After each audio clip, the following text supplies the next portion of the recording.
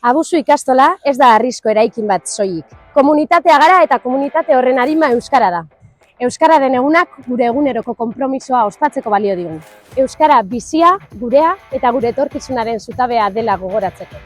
Guk hemen euskaraz bizi nahi dugu eta euskaraz bizi gara. Eta horregaitik ospakizun handia dugu prest aste honetan zehar. HH ikasle bakoitzak euskararekiko hartuko duen konpromisoa idatziko du gurasoekin batera. Horrela familiak prozesu horren parte ere izango dira.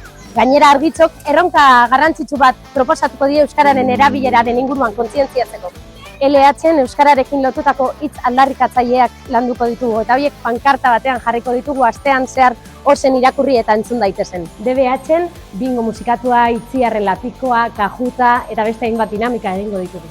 Ikastola mailan 4. urtez txapel jaurtiketako final handia egingo dugu eta horren saridunak euskaraz bizi nahi dut materiala eskuratu ahal izango dute.